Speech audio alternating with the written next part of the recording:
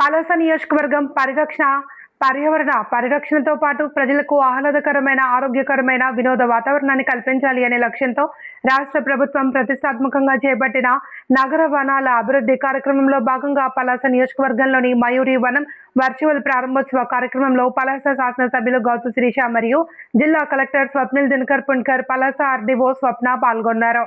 జిల్లా అటవీ శాఖ అధికారి వెంకటేష్ అధ్యక్షతన నిర్వహించిన వర్చువల్ కార్యక్రమంలో రాష్ట్ర ఉప ముఖ్యమంత్రి పవన్ కళ్యాణ్ రాష్ట్ర వ్యాప్తంగా అభివృద్ధి చేసిన 18 నగర వనాలను అటవీ శాఖ ఆధ్వర్యంలో ప్రజలకు వర్చువల్ ద్వారా అంకితం చేశారు. ఈ సందర్భంగా ఎమ్మెల్యే గౌతు శిరీష మాట్లాడుతూ, ప్రకృతి పరిరక్షణ ప్రతి ఒక్కరి బాధ్యత అని, భావితరాలకు పచ్చని వాతావరణాన్ని అందించాలనే లక్ష్యంతో కూటమి ప్రభుత్వం పలు వినూత్న కార్యక్రమాలు అమలు చేస్తోంది అని పేర్కొన్నారు.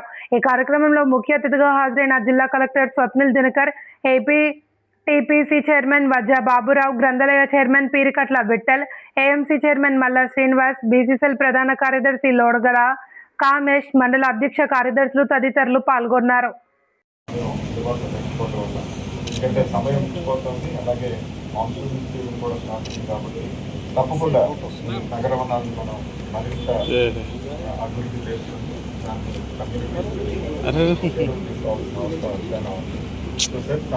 సోదరా వెనక నుంచి వస్తా కానీ ముందు నుంచి వస్తారా?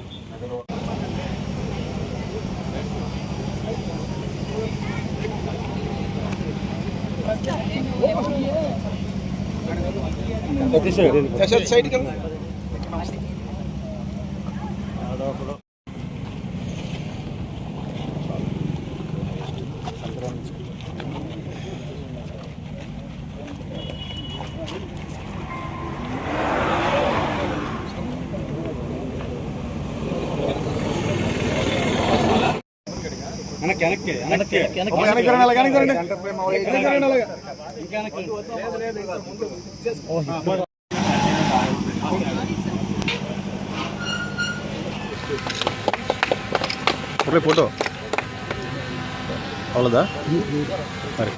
అటవీ శాఖ మంత్రి గారిగా మా పలాసకి ఇచ్చిన ఒక అద్భుత పలాస డెవలప్మెంట్కి ఇచ్చిన ఒక అద్భుత వరం ఈరోజు ఈ మయూర వనం. నిజంగా అంటే మన రాష్ట్రంలోని చాలా తక్కువగా ఈరోజు 17 ఓపెన్ చేసుకున్నారు. అందులోని ఒకటిగా శ్రీకాకుళం జిల్లా. ముఖ్యంగా దీనికున్న ప్లస్ పాయింట్ ఏంటంటే ఈరోజు హైవేకి ఎడ్సన్ సైడ్లో ఉండి దాదాపు 120 ఎకరాల్లో ఇప్పటికే 50 ఎకరాలని 1,20,00,000తో డెవలప్ చేయడం కూడా జరిగింది. ఈ అభివృద్ధి ఇంతటితో ఆగిపోదు. ఎందుకంటే ఈరోజు ఇక్కడ హోమ్ స్టే కానీ రేపటి నుంచి ఇది పబ్లిక్కి విజిటింగ్కి రేపటి నుంచి ఓపెన్ చేస్తారు. దాన్ని ఇంకా చాలా డెవలప్మెంట్ చేయాల్సి ఉంది. దానికి కూడా ఈరోజు ఉప ముఖ్యమంత్రి గారు కూడా ఆయన మాటల్లో చెప్పారు. ఈ నగర వనాల్ని ముఖ్యంగా ఈరోజు కాంక్రీట్ జంగిల్గా మారుతున్న ఈ రోజుల్లోని బ్రీతింగ్ స్పేస్ కాస్త ఒక వన్య ప్లేస్లోనే కాస్త చెట్ల మధ్య బ్రీతింగ్ స్పేస్ ఉండేలాగా ఈరోజు మన ముందరి తరానికి కూడా నగర వనాలు ఇలా ఉంటాయని చెప్పేలాగా ఒక మంచి కాన్సెప్ట్తోని మన ఉప ముఖ్యమంత్రి గారు నగర వనాలకి రూపకల్పన చేశారు. అయితే పలాసకు నిజంగా ఇది ఒక అద్భుత వరంగా మారబోతుంది.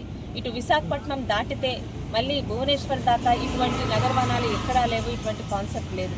వీటిని ఇక్కడున్న ఫారెస్ట్ డిపార్ట్మెంట్ గారి సహకారంతో ముఖ్యంగా ఇప్పుడే కలెక్టర్ గారు కూడా వీటిని ఎన్ని రకాలుగా డెవలప్ చేయాలో భవిష్యత్తులో అన్నీ కుదిరితే మనకి ఇక్కడ ఒక జూ ప్రపోజల్ కూడా పెట్టబోతున్నాము. వాటిని కూడా ఈరోజు డిపార్ట్మెంట్ దగ్గర నుంచి కలెక్టర్ గారి లెటర్ తీసుకొని మనందరి అభిమాన నాయకుడైన మన రామ్మోహన్ నాయుడు గారి సహకారంతో, ఎందుకంటే సెంట్రల్ మనకి వాటికి పర్మిషన్ ఇవ్వాలి, అది కూడా పెడితే నిజంగా ఒక టూరిస్టుల్ని ఆకర్షించే విధంగా ఎటువంటి ఇబ్బంది కూడా ఉండదండి. ఎదురుగా ఒక సుడా లేఅవుట్ ఉంది, ఒక టిట్కోసో ప్రజల మధ్య ఉన్నట్టు ఉంటుంది. అలాగే ప్రజల మధ్యలో కూడా ఈరోజు ఒక నగర వనాల ఎక్స్పీరియన్స్ ప్రజలందరికీ ప్రతి ఒక్కరికి కలిగిస్తుంది.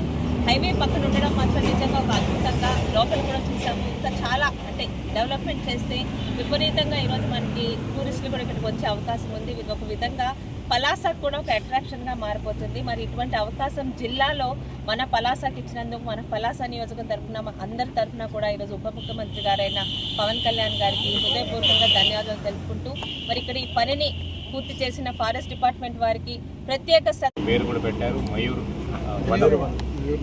మయూర్ నగర్ వనం honourable deputy chief minister Shri Pavan Kalyan గారు చేతిలో వర్చువల్గా ఈరోజు ఓపెన్ చేయడం జరిగింది. దీంట్లో ముఖ్య అతిథిగా ఆనరబుల్ ఎమ్మెల్యే శ్రీమతి గౌతు శిరీష మేడం గారు కూడా పాల్గొన్నారు.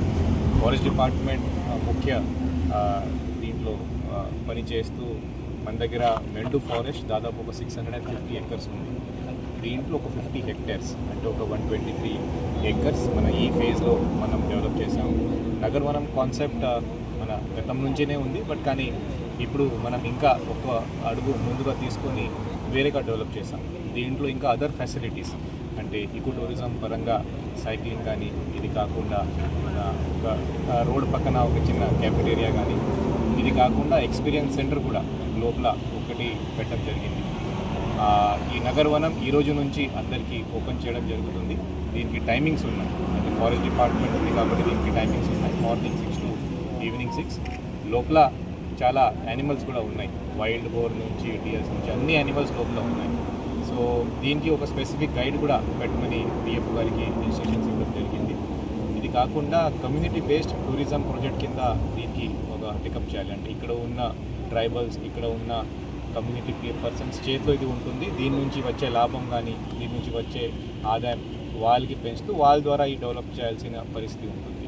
ఇన్ ఫ్యూచర్ మన పలాసకి అందరికీ తెలుసు క్యాష్యూ అంటే జీడిపప్పు 1 district 1 product కింద ఎంటైర్ నేషన్ వైడ్ మనకి ఒక మంచి పేరు వచ్చింది. దీనికోసం ఇక్కడ ఒక చిన్న ఎక్స్పీరియన్స్ సెంటర్ క్యాష్యూ ప్రాసెసింగ్ ఎలా అవుతుంది, బికాస్ క్యాష్యూ ఆల్సో మన ఫారెస్ట్ డిపార్ట్మెంట్కి చాలా ఇంపార్టెంట్ పార్ట్. సో క్యాష్యూ ఎలా డెవలప్ చేస్తాం, దీని తర్వాత ఒక చిన్న క్యాష్యూ అవుట్లెట్ ఇక్కడ పెట్టడం, అలాగే క్యాష్యూ 1 nation 1 product 1 district 1 productకి ఒక పైలాన్ ఇక్కడ పెట్టడం జరుగుతుంది. సో రేపటి నుంచి అంటే ఇన్ఫ్యాక్ట్ ఈ రోజు నుంచినే ఒక చిన్న టికెట్ కూడా దీనికి పెట్టడం జరిగింది. 20 rupees for adult and 10 rupees for children. దయచేసి అందరూ ఇక్కడ రండి. హైవే పక్కన ఉంది కాబట్టి ఎటువంటి ఇక్కడ ప్రాబ్లం రాదు. అండ్ ప్లస్ మనకి ఇది ఒకటే కాదు, అంటే నగరవనం ఇక్కడ మయూరవనం ఇది ఒకటే కాదు. ఇక్కడ నుంచి దాదాపు ఒక 30 kilometers బార్వా దగ్గర ఒక బీచ్ ఉంది. ఇది కాకుండా టెక్కలి వైపు రివర్స్ వైపు వెళ్తే అక్కడ తేలినీదాపురం మన బర్డ్ సెంచురీ ఉంది. ఇక్కడ నుంచి కొద్దిగా దూరం ఒక 50 kilometers పాతపట్నం వైపు వెళ్తే అక్కడ ట్రెక్కింగ్ ట్రాక్స్ ఉన్నాయి. సో శ్రీకాకుళంకి విదిన్ ఒక 100 kilometer రేడియస్ ఒక అట్లీస్ట్ 2 days ఇక్కడ స్పెండ్ చేయ విధంగా మీరు శ్రీకాకుళంకి రండి. 2 days సెలవు తీసుకొని రండి. From beach to forest to hills అందరి మీరు చూడొచ్చు. సో ఒక టూరిజం సర్కిట్ లాగా మనం ఇది డెవలప్ చేస్తాం. మధ్యలో మీరు రిలీజియస్ టూరిజం చేయాలి అంటే అరసవల్లి అలాంటివి కూడా మీరు చూడొచ్చు. బట్ కానీ ఈ Uddanam area, Palasa area, Pathapatnam area మంచిగా ఒక టూరిజం సర్కిట్ లాగా మనం డెవలప్ చేయడానికి మన డిఎఫ్ఓ గారు మరీ ముఖ్యంగా మన entire this government of Andhra Pradesh tourism policy కింద ఈకో టూరిజం పాలసీ దీంట్లో స్పెసిఫిక్గా మనం కృషి చేస్తాము. దీంట్లో పబ్లిక్ నుంచి ఏదైనా సలహా సూచనలు ఉన్నాయి